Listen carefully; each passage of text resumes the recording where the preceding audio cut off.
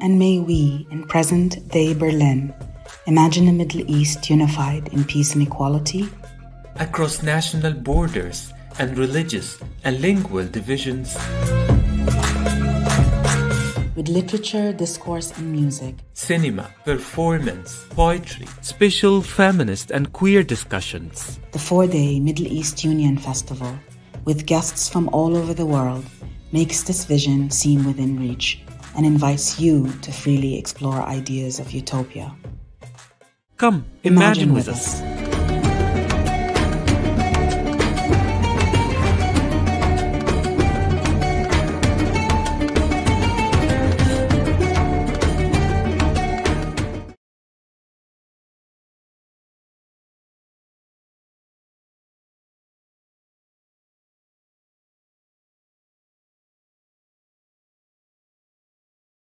Queerness is a being in resistance, a being that undermines norms, transcends boundaries, surpasses borders, and constantly questions what is deemed as given, necessary, or immutable. Queerness disturbs, unsettles, but it also enables us to imagine new possibilities for being and desiring. It reinvents the conditions of all possibilities. To think queerly is to think while keeping the unthinkable in mind. To live queerly is to live in the here and now while embracing the future as a potentiality for creating the world in new ways. And I don't mean procreation. If a Middle East union is a utopian vision, queerness is also a utopian land. As queer critic and scholar of cultural study José Esteban Muñoz once put it, I quote, "Queerness is an ideality. We may never touch queerness, but we can feel it as the warm illumination of a horizon imbued with potentiality. We must dream and enact new and better pleasures, other ways of being in the world, and ultimately new worlds." Quote ends. Yet let me add to this that the queer potential is not only about creating utopias and better visions for the world, it is rather also about queering existing utopias. Patriarchy and heteronormativity produce not merely present injustice, but also future visions and utopias that secure and perpetuate injustice. And these need to be subverted and criticized. In this spirit of creating and queering utopias, I'm glad to be in conversation with wonderful guests and friends, envisioning unity in the so-called Middle East from a queer perspective. Let me introduce them to you. I will start with the one who is not there yet, but hopefully she will join us later, Amina Meher. She's an Iranian queer filmmaker whose works deal with themes of social taboos and gender identity in relation to violence and power structure. She began her cinematic activity as the main protagonist in Abbas Kiarostami's masterpiece 10, which featured the real-life relationship between Amina and her mother. Her first short film was titled Sweet Gin and Cold Wine, followed by another titled Orange. And then her last film that was participated in many competitions in several festivals is titled Letter to My Mother. And Amina is currently a master's student of directing at the University Babelsberg University Konrad Wolf. And then we have Ahmad Awadalla. Ahmad Awadalla is a writer, sex educator, psychosocial worker. He works at the Berliner AIDS-Hilfe, among other things, in consultation and prevention work for migrants. And Ahmad is my friend and neighbor for so many years. We have also Liad Hussein Kantorowicz. Liad is a performance artist, musician, activist based in Berlin. In her performances, the body is deployed as a tool of resistance, a platform to display vulnerabilities, and means of transgressing the boundaries of the public space. Liad performed in several venues in Germany and beyond, among others in the 10th Berlin Biennale, Schwules Museum, Athens Museum of Queer Arts, Haus der Kulturen der Welt, and Arcula Theatre in London. Liad is also a spokesperson for sex workers' rights and a founder of a Berlin's peer project for migrant sex workers at Hydra.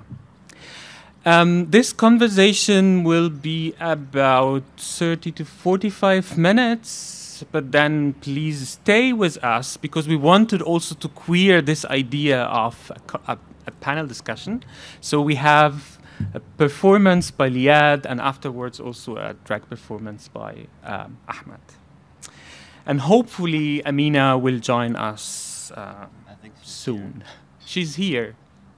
Maybe. No. Yeah. Ah, she's here. Hi.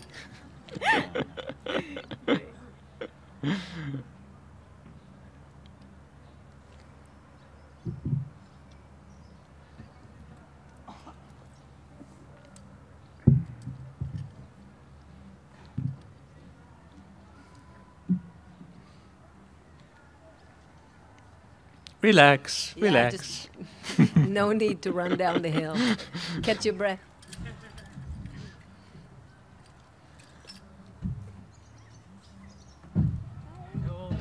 Hi. Hello everyone. Nice to be with you tonight. Sorry that I'm late. I tried my best to be here 20 minutes before, but I don't know what has happened. So. It's okay. You made it in time. I'm so happy that you joined us before we started. There was just an introduction and... Great. That's what I thought. I thought I to say hello and introduction, then I'm... Yes. Okay, let me start with the first question. I was as a speaker at the opening of the festival, and I talked about the flip side of like the idea of a union and my own discomfort with this idea, but also with the term Middle East. And while I was on my way to this place, I was thinking about what this idea, how can I understand this idea of discomfort with this term of Middle East in a queer context? And then I thought about the label of Südländer, which many queer people of color in Germany know very well. Me personally, I find myself that this is a label that referred to myself without having any kind of idea before. And some people even like use this as to claim their identity. They reclaim it for themselves, or maybe use it to have better chances in dating apps. So I thought, like, is Südländer, the Middle Eastern, being a Middle Easterner is a kind of, there's a similarity with this idea of Südländer, which is kind of term used for Arabs, Turks, Israelis, but also sometimes Greeks, Italians, so kind of a wide term. And I wanted to ask you, what do you associate with the term Middle East or Middle Easterns? Do you prefer to have different names or labels for the region or for the Middle Easterner identity? Who wants to start?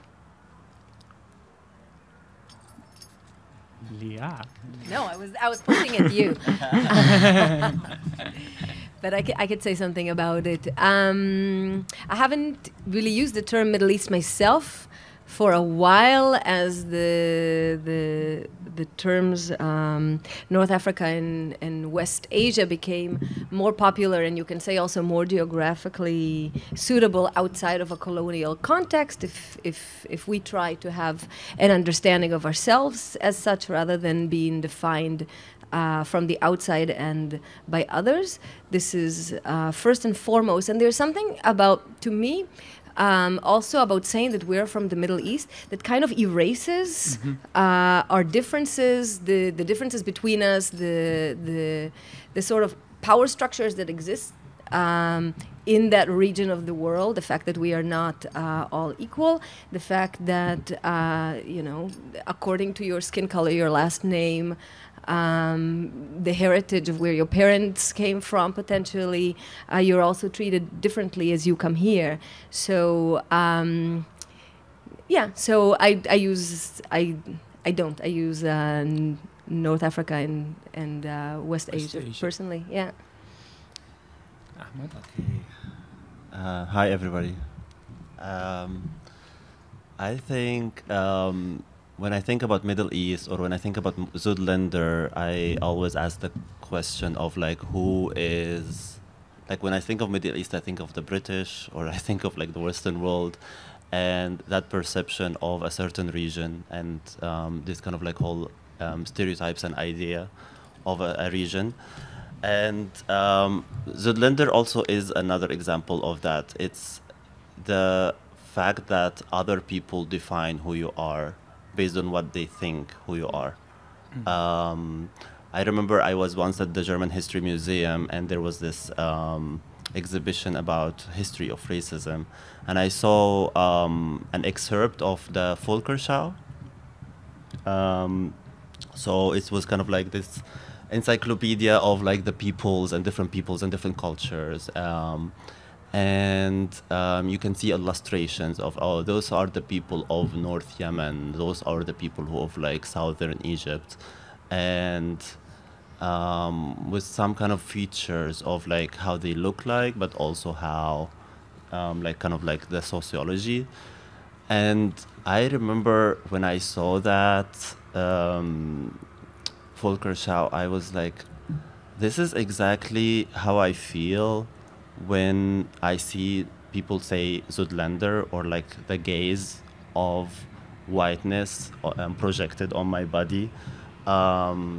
This kind of need to classify people into certain groups, and this kind of like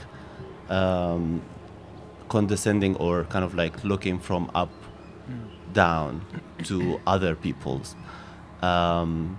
So I always think about that gap between how others define us and how we define ourselves. And when I think about Middle East, and we were talking about that before the panel, I personally like the word the Orient. Why? We can try to think about Swana, Middle East, like try to come up with like more progressive and like PC or politically correct terms, but I kind of prefer to kind of keep it as it is because we get lost sometimes in this kind of crisis of signification and like coming with different terms to say the same thing. But then what are we really talking about? We're talking about a region that is kind of historically exploited and used in a certain way. So even my drag name is Katharina von Morgenstern. So I think there is something, reclaiming something is also a very queer practice for me. So I like to sit with the origins of the word. Also, West is Occident, which means like comes from Latin, which means the place where the sun dies. And in Arabic, Gharb means is also like the root for gharib or alienation. So that really resonates to me because I feel alienated most of the time here. Yeah. So, like to keep things like even if the word has bad negative connotations, but to subvert it. Yeah. Basically. And Amina, you have it.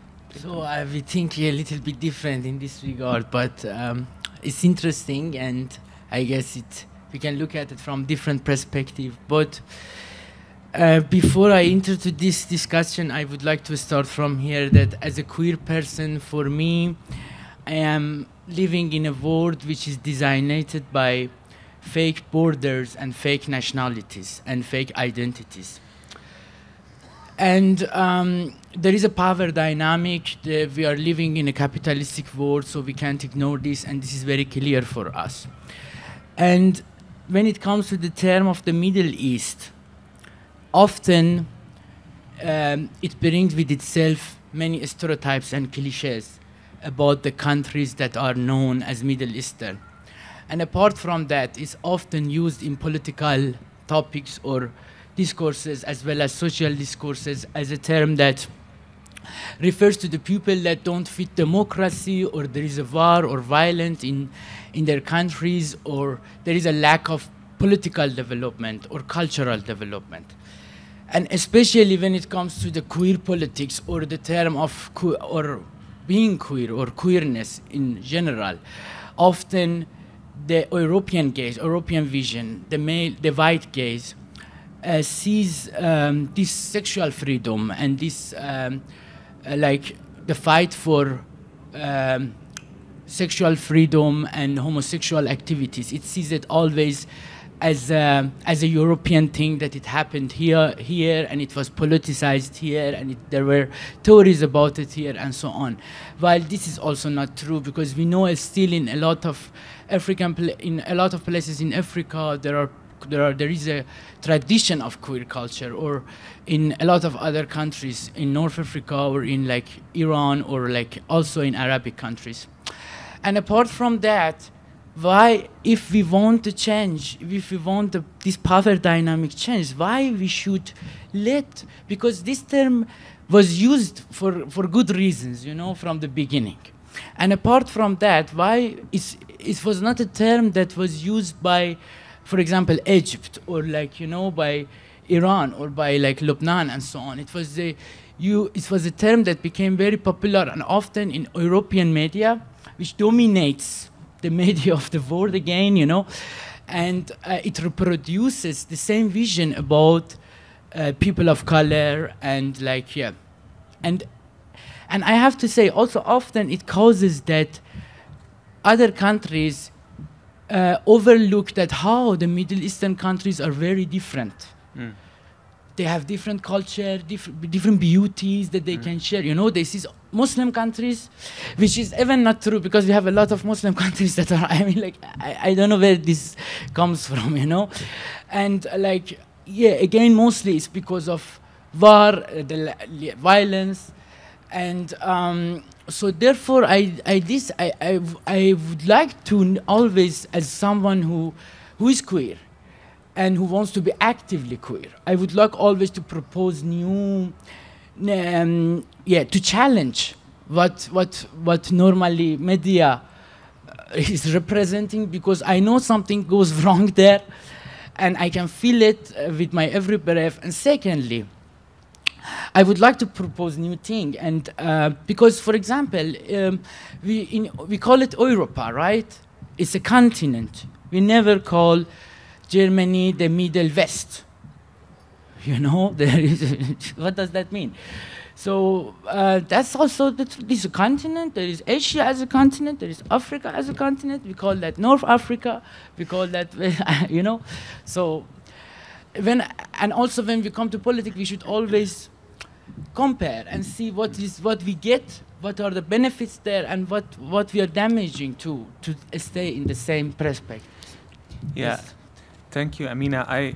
Aside of the Middle East, and I think my question is, and I think this is why we have this panel also, how queerness, how being actively queer as an experience can be helpful in envisioning new forms of collectivity, in also in embracing the future beyond the heteronormative idea of reproduction, but also maybe envisioning alternative political entities and forms of statehood.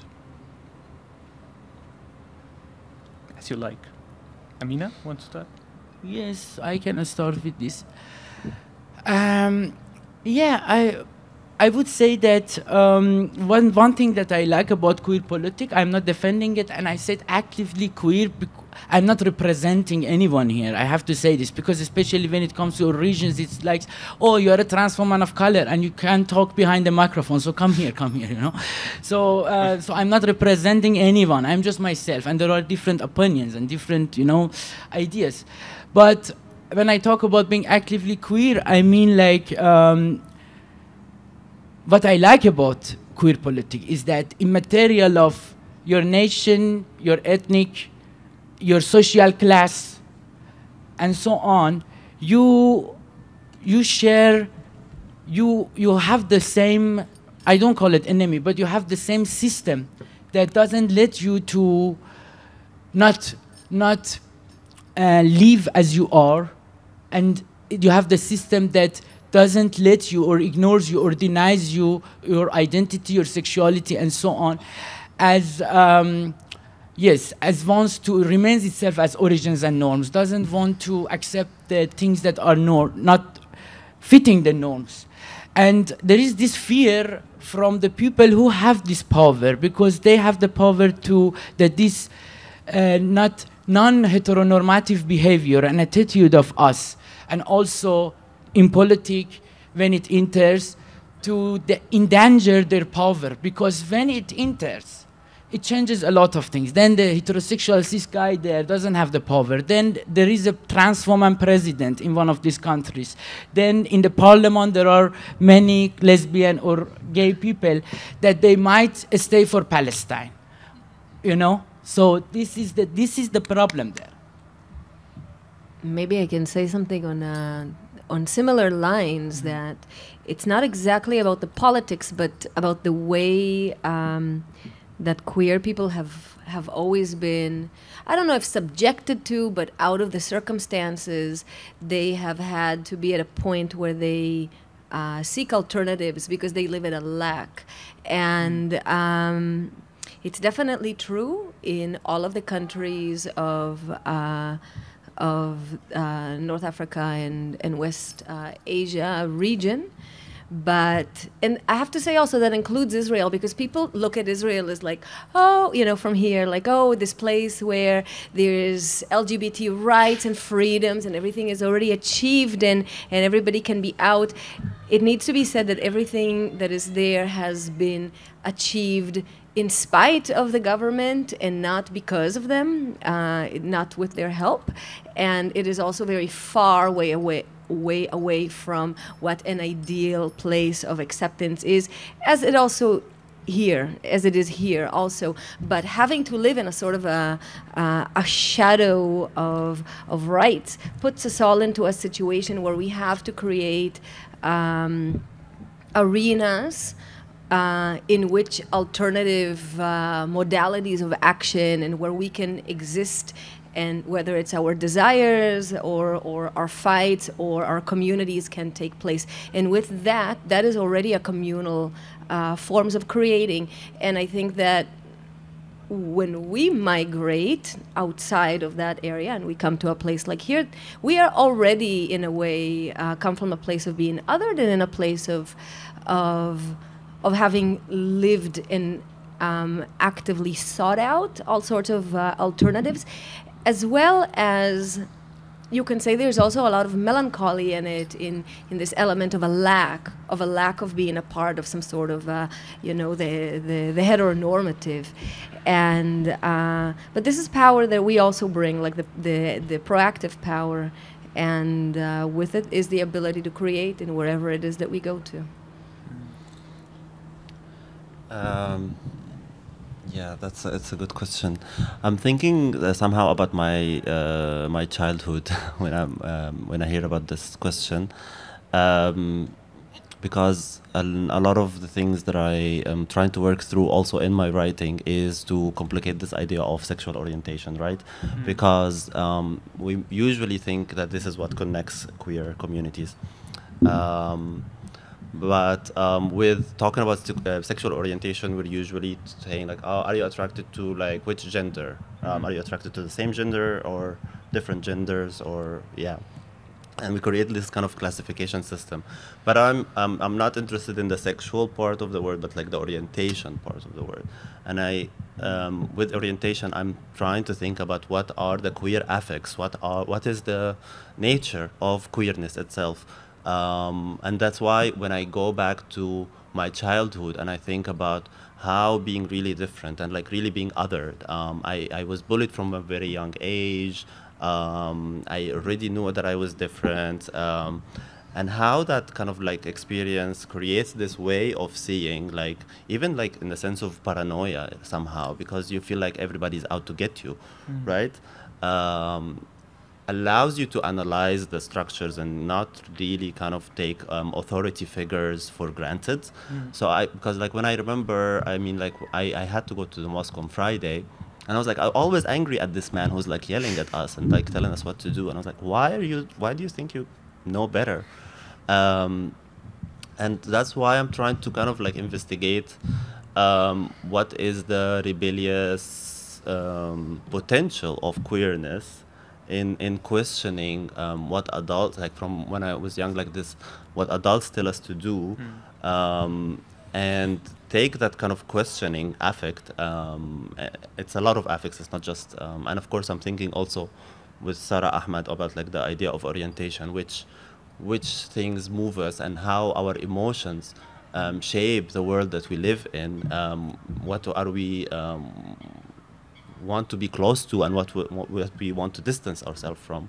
And how this shapes queer, and that's what's interesting for me about the queer experience. Yeah, that's a very interesting point.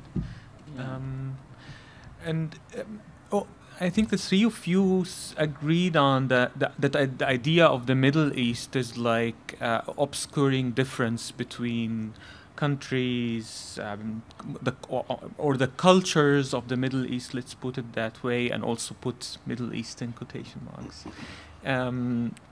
But do you think that there is still something distinctive about Middle Easterns, what we call Middle Easterns, or about the queer experience in the so-called Middle East?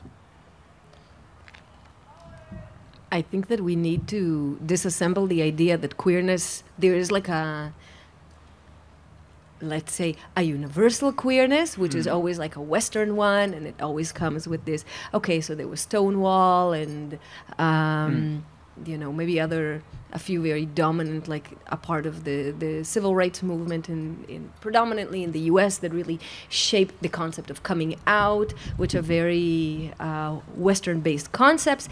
And then maybe there is some that are regional. Each one of them are local at the end of the day. But there is a colonialization that came with that as it took visibility and space, and as it took over the discourse.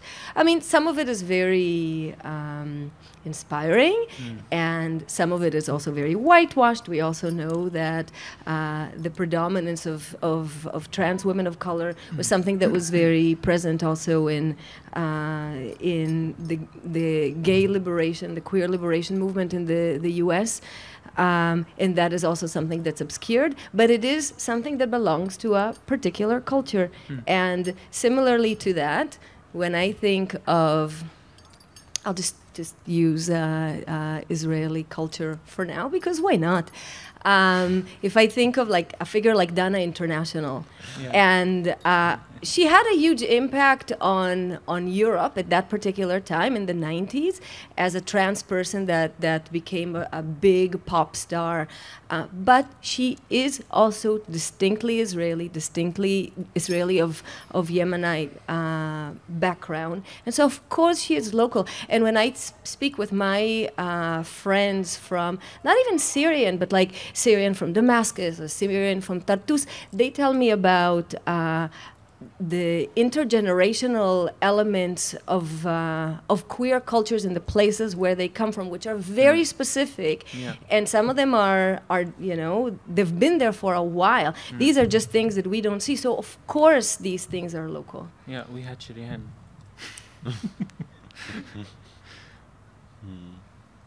Who's next? I'm just thinking about yeah, we hear about Stonewall, and we hear about those like stories, and we I mean I'm always like thinking about like all those kind of like histories that we will never know, like in Egypt, you know, like all this experiences that I had in the queer community there, and yeah, I mean, like in Berlin, or like when I'm not in Egypt, and like people tell me like, how is the gay situation in Egypt, right? This is one of like the questions that come up right away.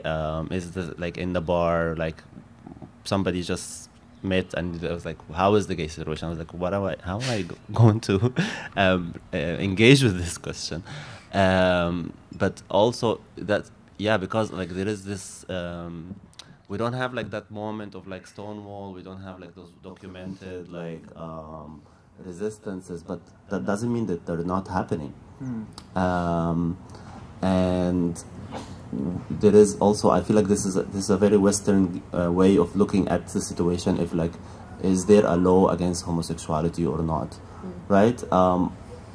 This really limits, like, also doesn't allow us to see how people are like subverting norms in their everyday life.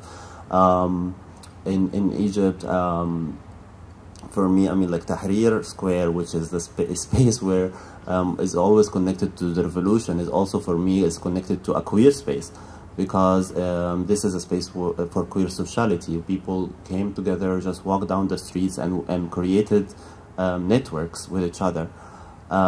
So we don't really see the stories, and we don't hear about them because nobody is really writing that history. And yeah, that's a shame, because I think there is a lot of potential there. There's a lot of narratives other than the suffering kind of savior narratives that exist about the queer Middle Eastern experience.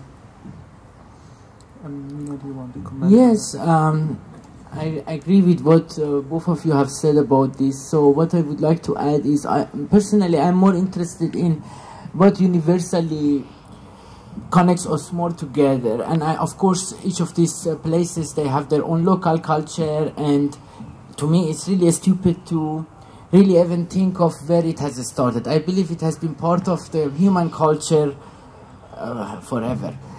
And but the problem starts from where that there is a fear, because what universally connects us, the themes that universally connects us, are very same. I mean, in Iran we suffer the patriarchy, in Germany we suffer the patriarchy. You know, like in Africa, in America. So there is this global language, and of course, if you are a queer person, you can't ignore this power structure and the patriarchal element that causes violence in war or in rape or in a lot of different discourses. And for me, is the basically the problem starts from the time that I become scary. Because today I didn't shave, because today here in Germany they are deporting a trans woman of color because they believe she is not woman enough. So now I look like a trans man probably, you know, like because I already started my hormones, so I have some boobs now. So we are very scary, and we are scary for families because they think, what will happen if my wife becomes lesbian? I don't know, you know. So we are scary for the political power. We are scary for the and we share the same pain. And the problem is, what I would like to say is that all of us, the thing is, when the discrimination starts, when we are living in this binary life, we are living with this, we are trapped with heteronormativity, it doesn't matter then which position we have. This damages us as a whole, because we are one society. And when one part of society experience discrimination, whether are women in Iran who must have hijab, or trans people here in Germany, or it doesn't matter, then the whole society suffers from this. And this is what is a very simple thing, but there is a fear to not accept it. And I believe this is what queer politics presents. And also in what we call Middle East, at least in Iran, I got to know a lot of people from Lebanon, Egypt, Israel, here in Berlin, and in each of these countries there is an active queer community. People meet even if it's underground, and of course in this time of us that there is social media, like Facebook and Telegram and so on. Of course, the information. There are a lot of consequences, negative consequences living in this system, but there is also the access to the information. And so what I want to say here is that as much as I know, for example, now in Tehran, there has been demonstration constantly going on against the Islamic regime, especially in the last 3 years, and there was no single demonstration that the photos and videos don't come out and you don't see the rainbow flag, or you don't see the sign of people like writing in the wall, or even going out queer in the demonstration. And many of them, they got persecuted, they got arrested, they get jailed, and there is a month ago, one of them got executed. So the thing is that this is very, of course, it's very sad, but also it makes me happy that we are being more seen and we are being more present. And the only thing is that, especially countries, European countries like Germany, that they have power, they are rich. I can't understand this seriously. I want to make you responsible. Sorry, I talk in this way, but if you just ignore, especially your media, because always it stays on the surface, and apart from staying on the surface and not looking into the real conflict in these countries, but also, just you don't help other countries, and just you don't want. There is no serious will. Some individuals here or there at this place or that place perhaps, but there is no serious will to rise up awareness about Middle Eastern countries, or to make this bridge between, as human, for together. And yes, so I wish that this changes, because there is a great potential there, and we are all human. And I believe that now in Afghanistan, if we follow the news, it's a catastrophe happening. I can't stop thinking about it. And I see here you are vegan, but I would say don't be vegan. Go in front of your parliament and don't go home until your country stops producing weapons. Because for what reasons weapons must be produced? It's for violence. There is no other reason for this. It's not for protection. It's not for this or that. So I use this chance to just share this idea. That's why we could feel more responsible because we are living in one planet and one world, and there is a lot of violence happening that we can do better for them. We can stop them. At least partly. It's not 0 or 100, but 5%. We can increase the chances of reducing the violence globally.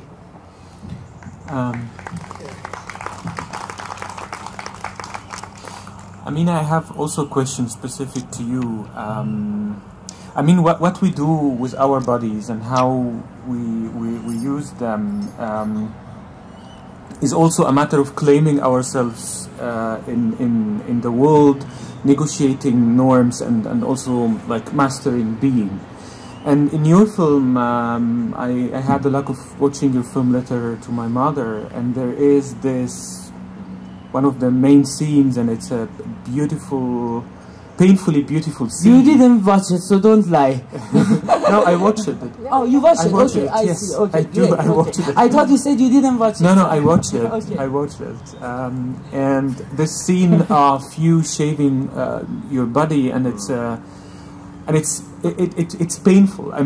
You feel like you're hurting yourself. We see blood.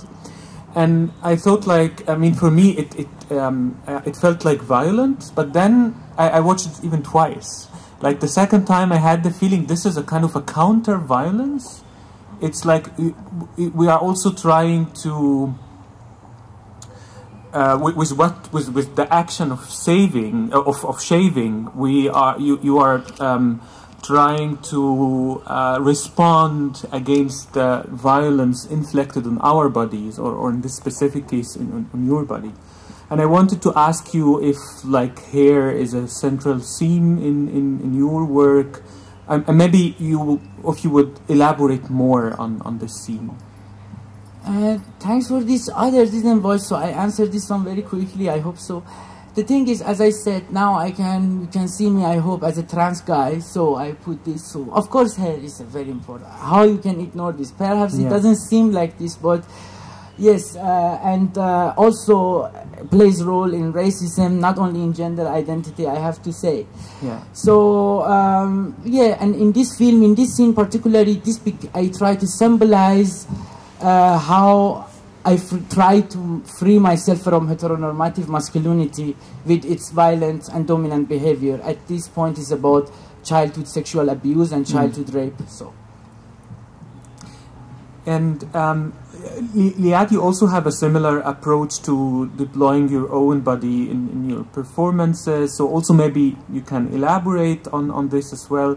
But I also wanted to ask you about the notion of radicality in art. Is that something you can relate to in your work? And what role can performing arts maybe play in queering utopias or envisioning like a radical future? So the radicality in art is rather wide, but definitely the element of using the body as a tool of vulnerability, also as a tool of action, as a weapon. Those are things that, in a way, for me, put together the personal and the political, which is something that we know in terms of like queer modes of action. Yeah, from the queer world and also from the socio-political aspects of queerness, and we always work with ourselves and on ourselves, and it's just a way to externalize socio-political topics, but also to push boundaries.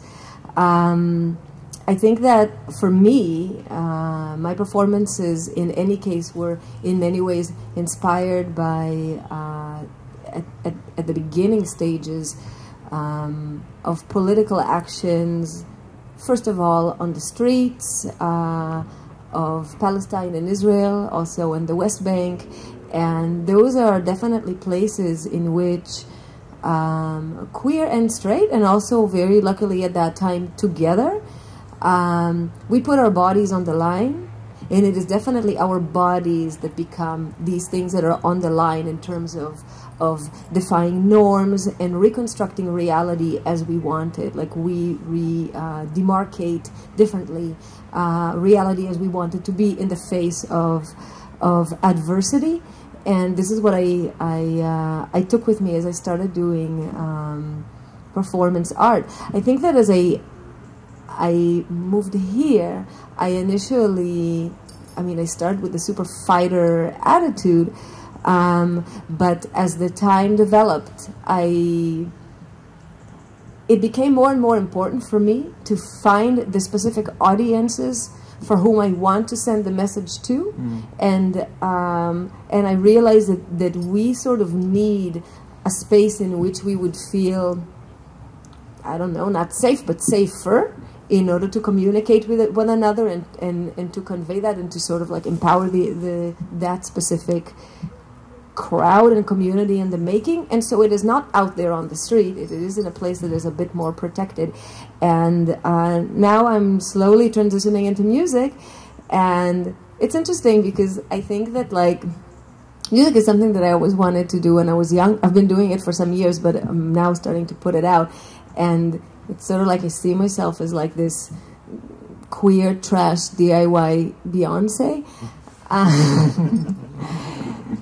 but which is already queer, but with it is a sort of like naive notion that I had as a kid that, first of all, the music can convey in a very universal sense these feelings that you have, like somebody does it for you, in a very innate sense, and express your feelings for them. But also it's a tool of empowerment. Like, this is the thing that you hear that makes you want to go out to the street and or wherever public arena that you are in, and gives you the power to go on and fight. And that's what I'm sort of trying to do musically, also with vulnerability, but in a much more pop sort of a format. And your single is coming in? It's coming out next Friday. Yes. Ooh. So come check it out on Spotify and on YouTube. My musical project is called Liad Land. So you can look me up. You can look me up. And Ahmad, it's actually embarrassing to say this. I'm glad that I'm with you in panel, but do you remember the last panel we were on panel together? It was traumatizing. Yeah, because a lot of panels in Berlin can be traumatizing. Yeah, but I also thought about this today, and I thought like maybe we were too naive at that time, or too utopian. And I wanted to ask you, because I like your writings, I'm familiar with them, and you write a lot about the experience of being queer refugee in Berlin, and in a critical tone that usually also breaks with this idea of the Kommenskultur. If you have been accused to be too naive or too utopian or non-realistic, just because being realistic means to embrace a rival and to be grateful. And also I wanted to ask you if how far like being in exile and the experience of being queer refugee enter your daily life, but also your writing practices are informed by that.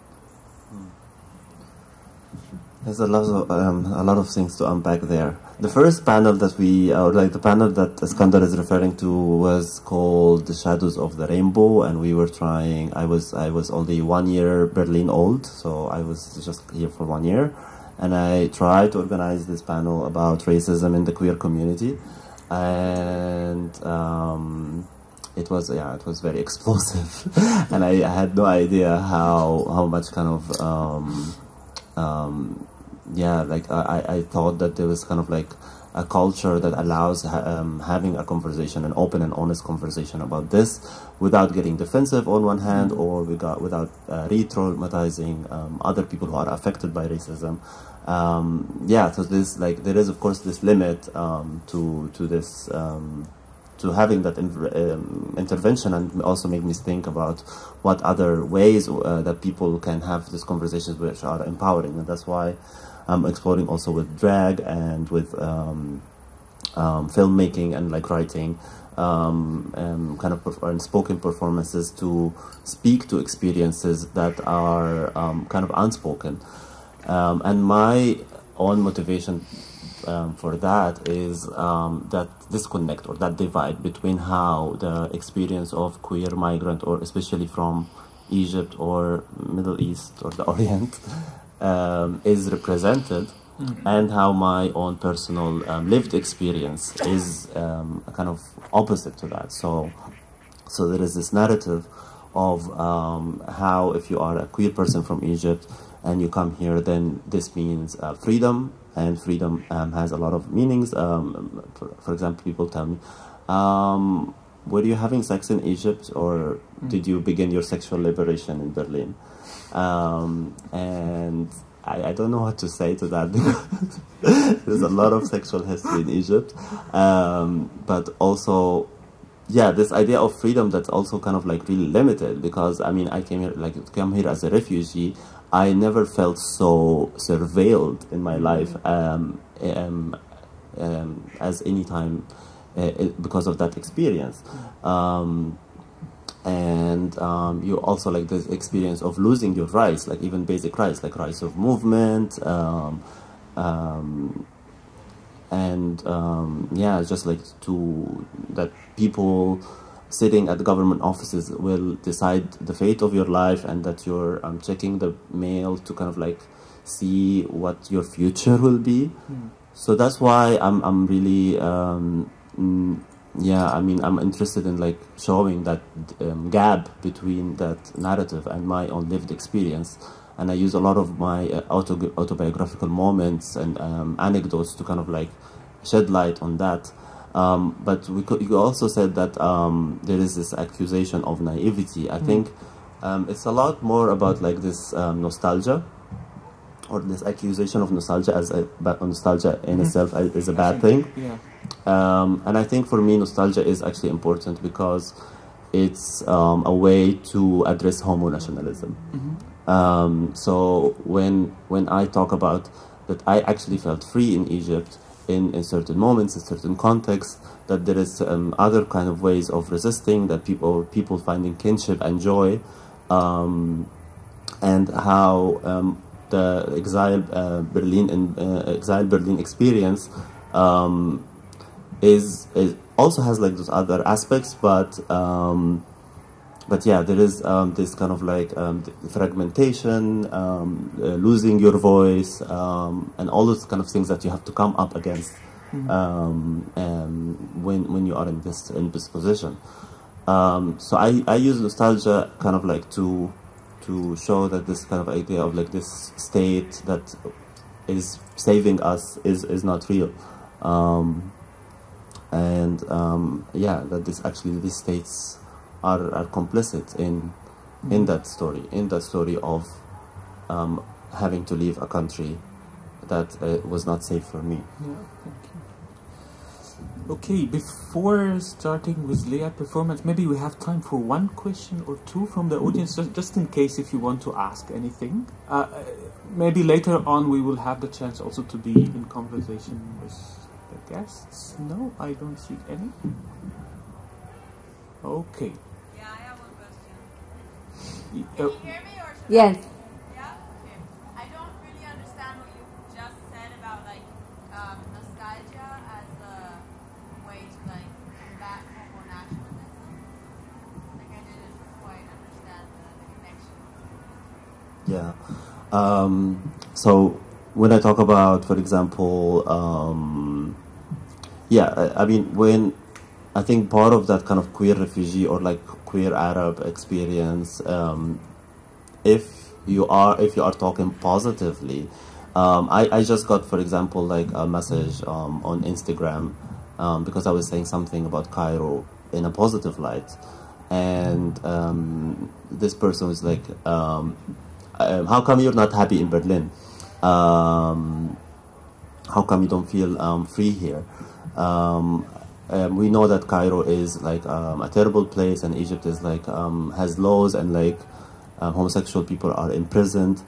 So yeah, I think nostalgia has a lot of many like layers to it, and there is one layer that is actually, it is about mourning. So it's about grieving as like a state of loss of, especially if you're in exile and you are separated physically from this country that you have grown up and made your own experience and with kind of formation.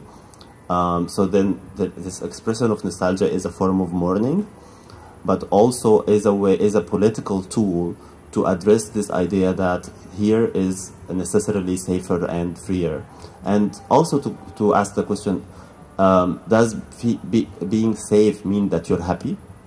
Like if you are protected from like the government that is out to get you back home, does this mean? And also what is safety? Because in Egypt the queer experience is also very class related. So if you're upper class, then you have a different kind of queer experience. And also, so I feel like being safe is really about the context that you're in. I lived here in a refugee camp in Marzahn where people were protesting against the refugee camp. I didn't feel safe. So when I talk about in Egypt, or express that kind of what is called nostalgia, breaks this binary between what is the Western world supposed to represent and what the Orient represents. I hope that answers the question. Maybe I can say something also to just very in a fundamental way to shatter this imagined notion of Queeristan because we are brought to sort of believe, even subconsciously but collectively, that this is it, that Berlin is it, this is our freedom, this is the best that it's going to get, and we come from this place of repression into this light, into this freedom, as people that come from places, particularly places with repressive regimes in all sorts of forms. And yet, in order to come here, if you didn't suffer living in a queer heim, if you didn't suffer, not being able to make here because of like Frontex and border control, if you didn't suffer like the way of getting here and the constant struggles of trying to maintain a residency status here, which is constant work, then you're constantly battling racism, you're constantly battling the notions of we will integrate you into whatever the right subject here should be, while knowing that you can never be Western, you can never be German, and we will enforce on you the fact that this is the right way of doing queerness. And I think that what we're trying to also suggest here is that it's far more complicated. So once people are here, all these elements that they have, all these problems in paradise that they face here, is a part of what breaks this paradise from manifesting itself. And these are the real issues that need to be addressed before this utopic queer collective coming together can ever take place. Okay, thank you very much, guys. I mean, the last word is for the performers. Liad and Ahmad will have the floor. Liad first and then Ahmad. Thank you, Amina, very much for joining us. Thank you so much, really, for being here. And thank you for coming and enjoy. Yeah, it was a pleasure, guys, to be with you.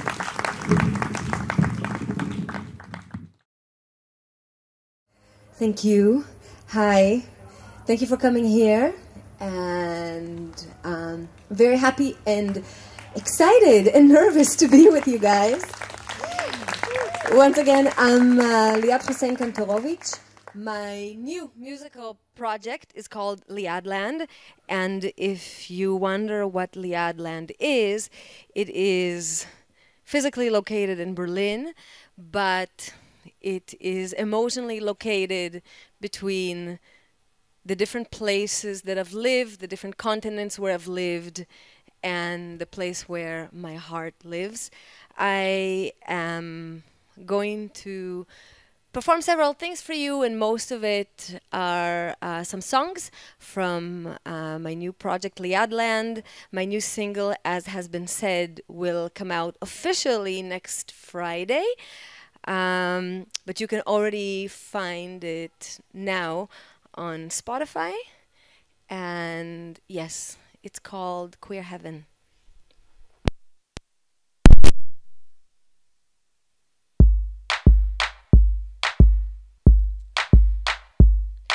I'm a wounded healer, lamenting my past, lament my future, escape the present. You're an escapist of the future.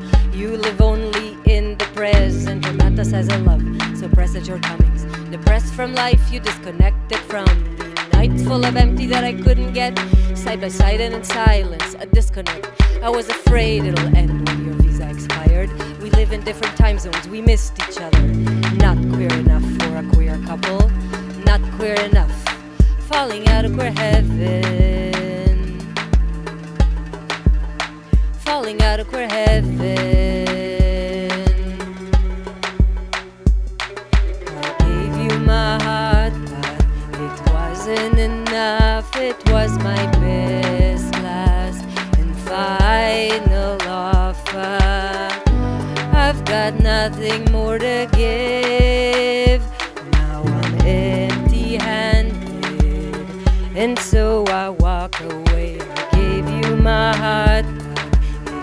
wasn't enough. It was my best, last, and final offer. I've got nothing more to give. Now I'm empty-handed, falling out of queer heaven. Now I'm empty-handed. Now I'm empty-handed.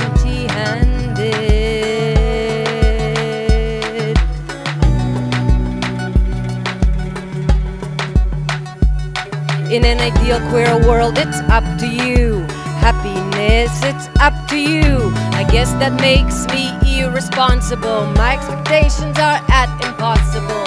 Not everything should be a struggle. Being with you shouldn't be one either. You are a symbol of all of my joy. When the joy is sweet, disappointment is bitter. Loving forever shouldn't be a straight thing. 3 years together should count for something. I need love and a lot, but what can I do with all that want? Falling out of queer heaven. Queer love.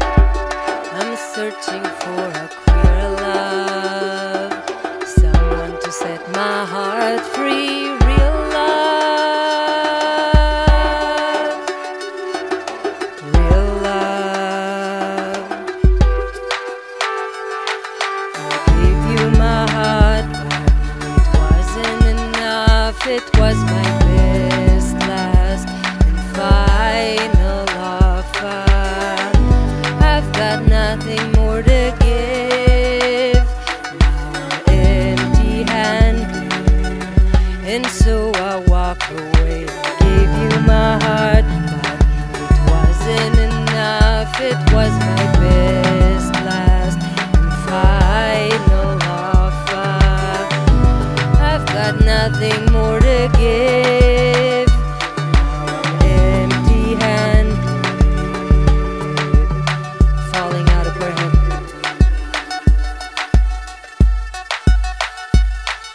How great it is to meet someone, clean slate, no pain, no bad feelings. All I see in you is all my failures. Now I look at you like we are strangers.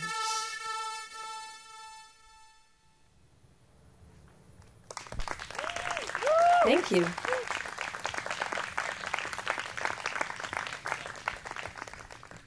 So a few years ago, I made a performance called Pussy, which, well, briefly, it's about how our pussies have been used against us historically, and it brings up the question of if and how that could be subverted and turned around, and our pussies could be used as a revolutionary tool. This piece that I found fitting for this topic that I'm going to do for you sort of deals with the biopolitics of settler colonialism.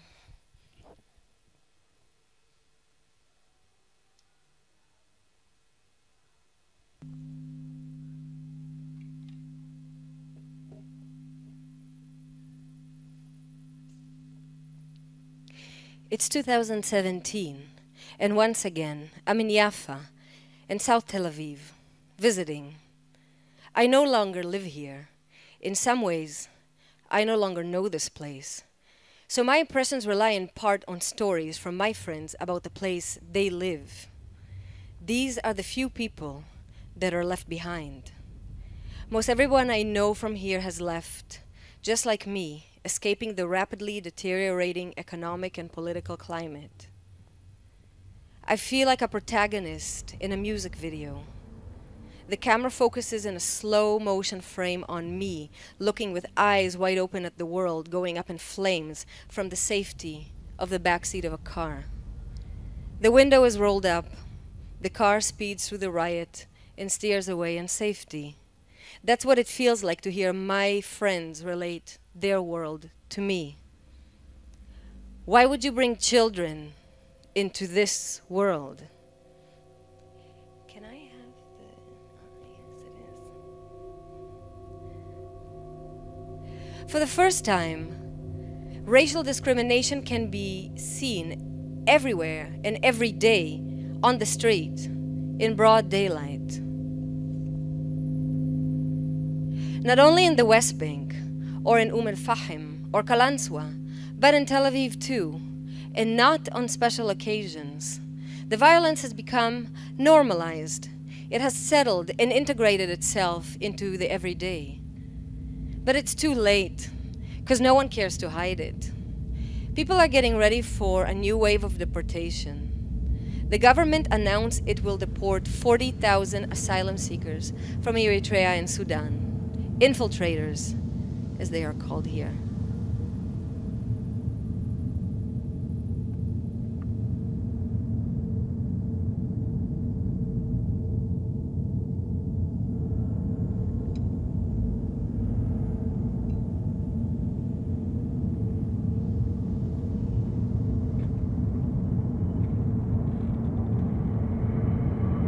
Before the deportation plan was announced, my friends organized a graffiti campaign which marked the streets of the city with a stencil that read, "Refugees are also humans."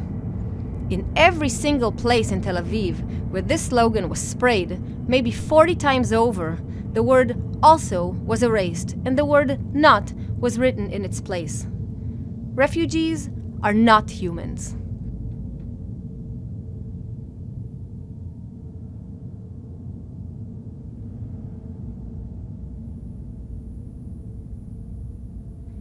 Why would you bring children into this world?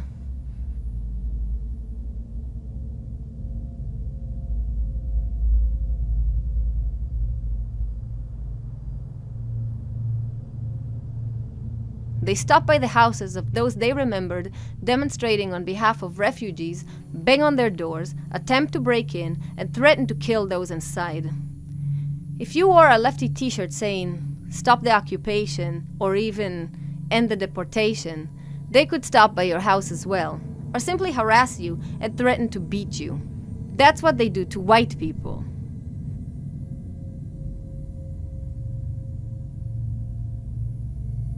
A friend mentions that if she hangs a poster out of her window, her landlord will kick her out of the apartment. Why would you bring children into this world? I hear the excuses my friends make to justify themselves and the compromises they've made in their lives. No one can imagine living here anymore. They can't either. We just sit and bear witness to a telling of series of things they have to do in order to survive living in this place. But the one thing that people do here, and do often, is have children. This is considered an acceptable mechanism of escape, though it isn't acknowledged as such. In fact, in contradiction to the self-silencing and to the near sterilization in terms of public action, having children is a willful act. If you're Jewish, bearing a child is participation in demographic warfare. This is how the state sees it. It's about beating the Palestinian population in the numbers game, the only game that counts in war. For this political favor, the Israeli state has mustered its top-notch technology to create some of the best fertility treatments in the world, and it gives them as free state-sanctioned gifts to all Jewish wombs desiring a child. Why would you bring children into this world? I don't have friends who participated in wars. I have friends who actively tried to stop them. But somehow, none of them see their having a child as participating in war. They see this as a private act, an act of refuge from the public and political sphere. Their desire to create something good for the world has privatized itself into the form of creating and owning a human of which they'll take full possession and on which they'll project all of their ideals.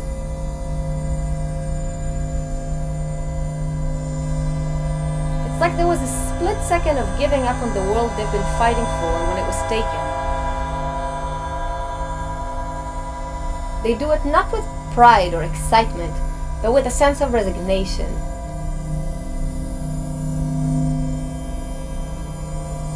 Are they not excited to have children?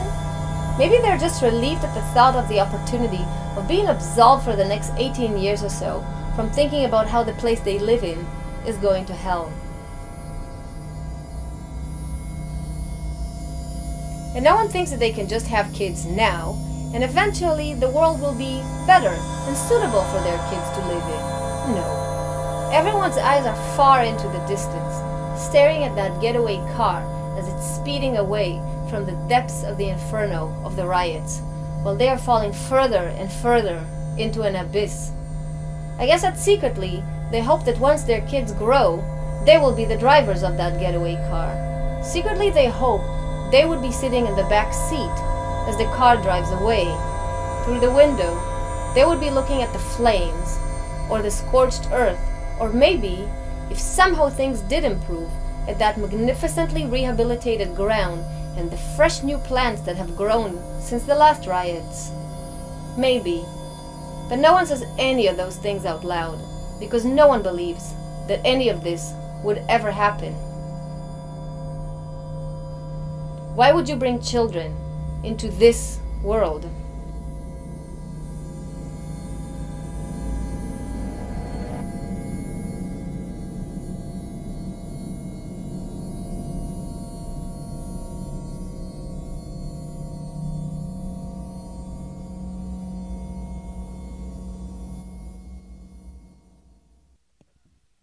I realized that so much of what I brought here is kind of like melancholic and depressing, which is, you know, it's fine. It's a part of queerness is all about being in your feelings and then owning it and then going out to the world with it and being fierce. But I want to do something about that for a second.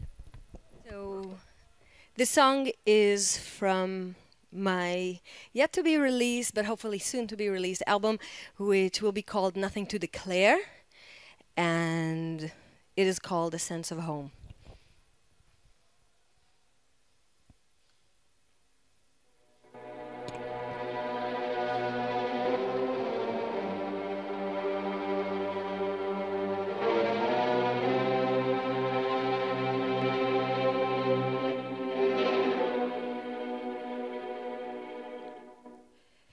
Is it too late to be reborn? Is a failed artist to be reborn?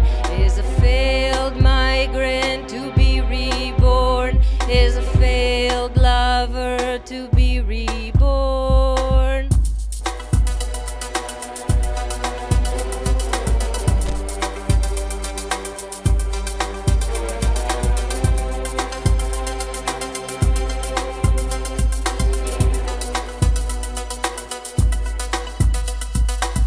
Nothing here feels like it could ever be home. Gray skies get the curly and then you're alone. People got aspirations but they got no goal. Hollow city full of people but they got no soul. Got some drabby apartment but it's temporary. Everything here feels like it's temporary.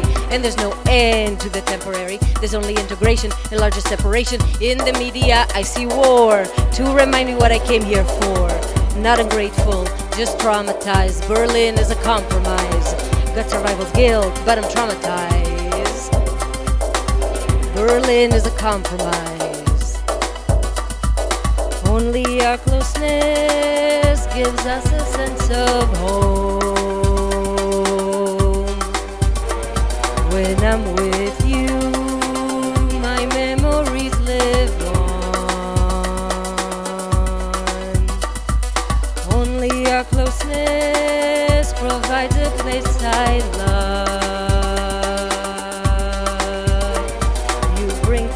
Life, the longing that lives in my heart.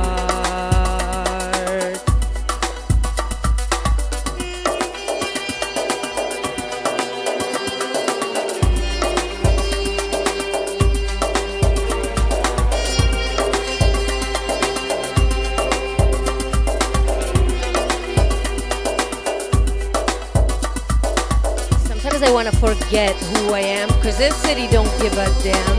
clutching to a picture, memories are bitter, I sound like a rock, but my heart shivers. It don't mean shit, cause this place no longer exists. Yet it's all I am, it's all I've ever been. Look at where we are, came up from afar, things we cannot see in a memory. To be here is to be in the in-between. If you lived in war, you know what I mean. Let the chaos surge over us. We're fine, you can't see the scars. Don't remind us where we came from. Don't ask us where we came from. We can't ever return to our homeland. One word, we can't speak. Homeland. Only our closeness gives us a sense of home. When I'm with you, my memories live on. Only our closeness provides a place I love.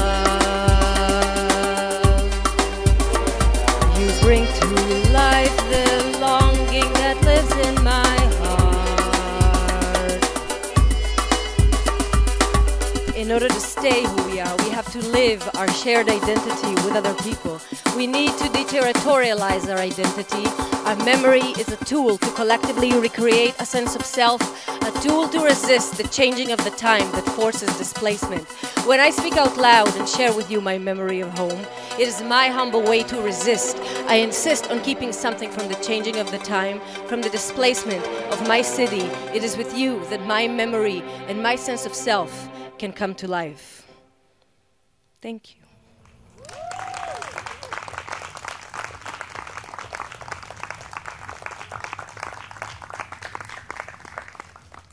So I'm just going to do one more song. And before I do, I just want to thank Kalpur, who is my musical husband. Yes, if we talk about queer relationships, that's my queer relationship.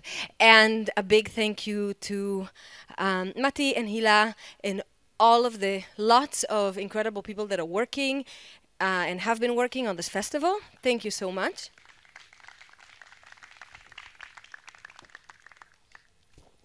And I thought that I would end with something a bit more cheerful. If you're up to it, feel free to dance. This song, I just tell you one last time. My name is Liad Land. You can find me on Spotify, but also on SoundCloud and on YouTube. And this song is called Monsters Against the Right.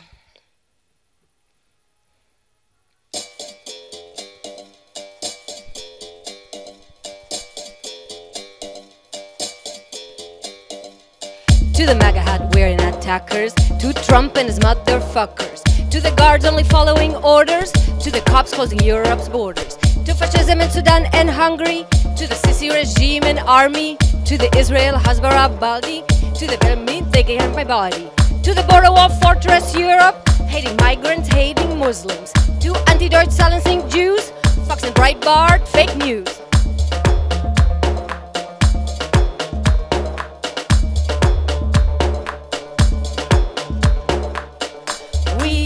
Are not afraid of you. We got our flesh and will use it too. Hey, hey, hey.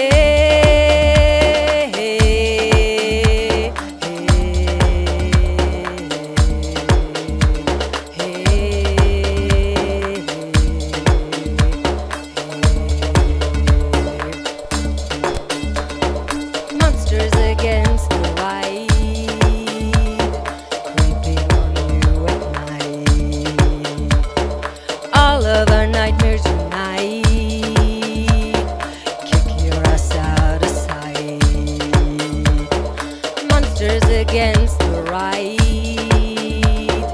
monsters against the right.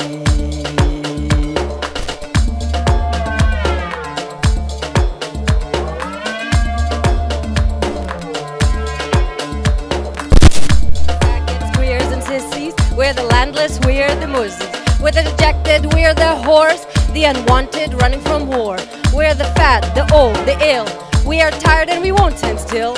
We are the racialized shot by cops. We are the weirdos, we won't stop. Too loud, too poor, too dark for your comfort. No health insurance and no passport. The decolonial myths of the past. Yes, we're ready to whoop your ass.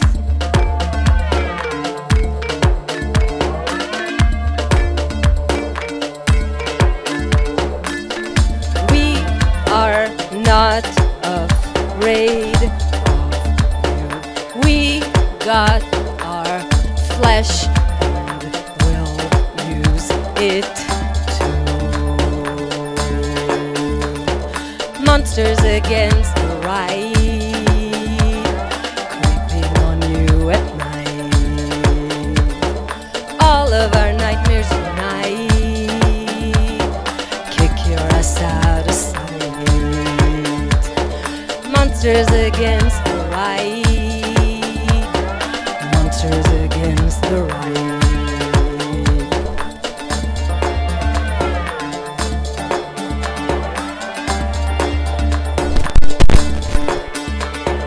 Won't you help me sing these songs of freedom, these songs of freedom, 'cause all I've ever had.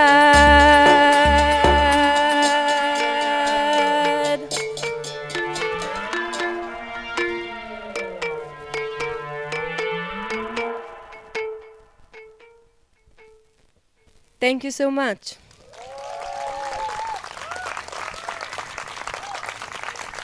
Thank you.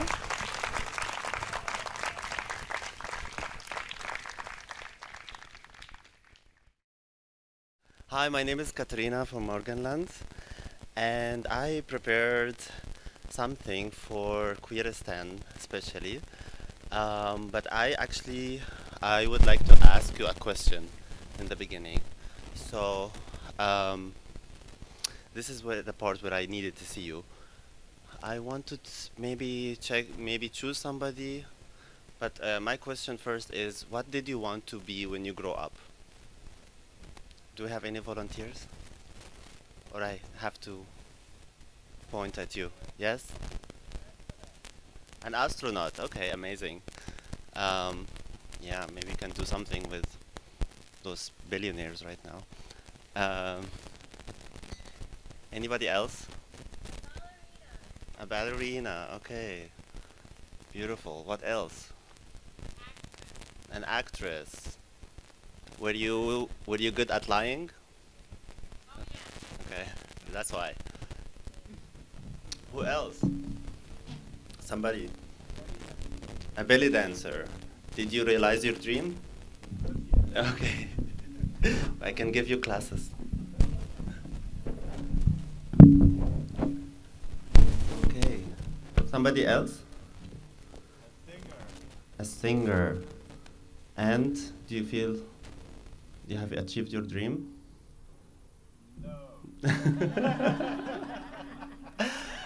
Okay, so I will tell you what I wanted to be when I was young. I wanted to be a spy.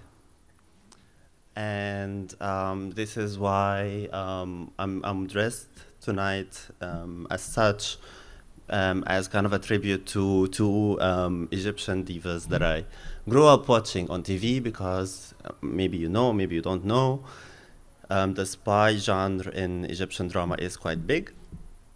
So, of course, one of them is the diva Nadia Gendi, who played a lot of spy roles. And of course, she was like the essential femme fatale who was using her power, also with a lot of kind of hilarious, weird scenes with like kind of extended torture scenes that somehow like turn out comedic. But also one other person that I'm inspired by is Ishad Yunus, who played the role of Inshirah Musa. She was a very, it's a real case of an actual spy, an Egyptian woman who worked with the Israeli government, and she was extradited to Israel sometimes in the 70s or the 80s. So these two people kind of inspired me. And I will tell you maybe why my theory about why I wanted to become a spy when I was young. And maybe by the end of the performance, some of you might want to consider to change career if you haven't been recruited already. I'm gonna get my gun.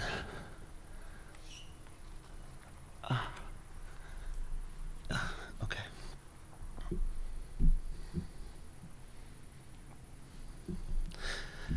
So when I was young, I wanted to be a spy. A queer spy. When I was young, I spent a lot of time with the neighbor's boy. We used to play doctor. You know that game, right? One day he snitched. He told his mother about our game. She threatened to out me to everybody. When I was 13, I stalked the boy that I had a crush on.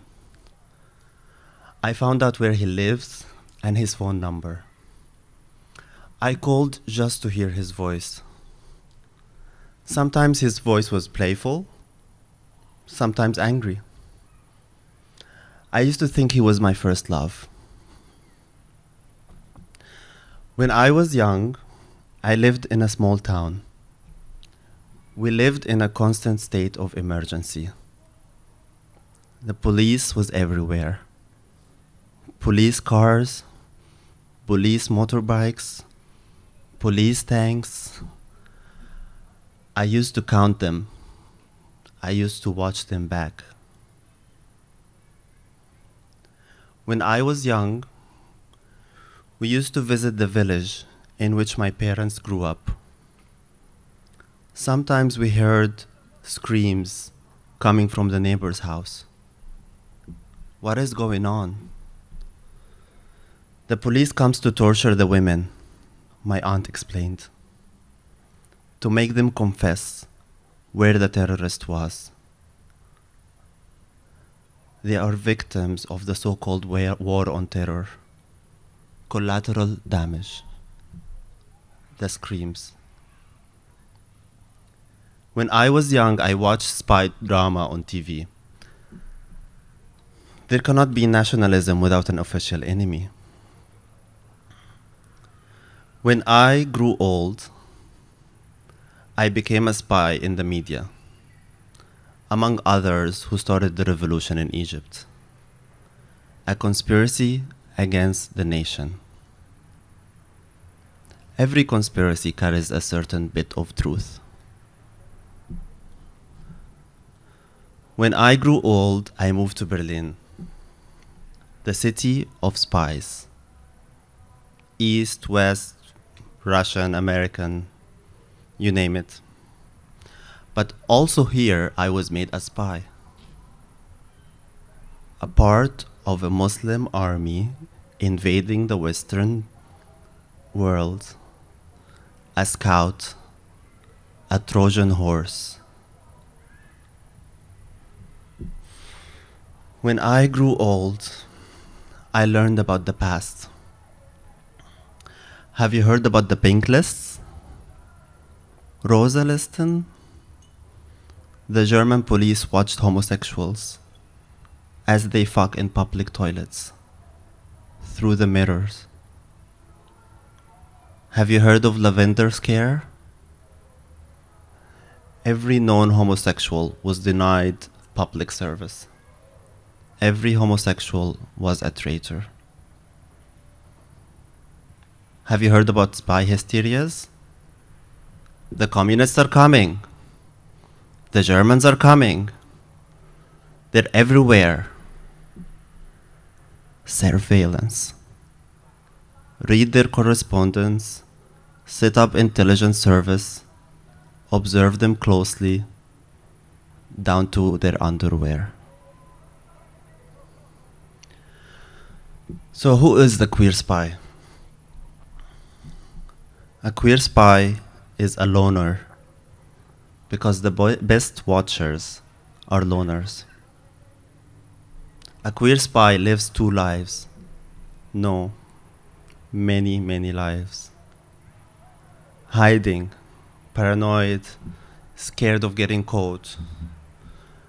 A queer spy has a secret that could ruin lives. A traitor to the nation, to the family, and the whole lot.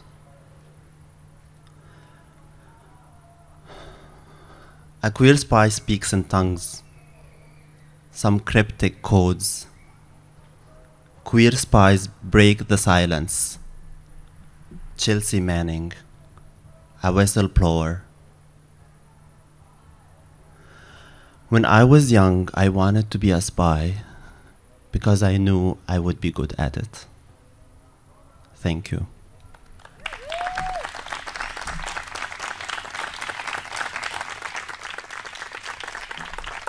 I'm going to report all of you.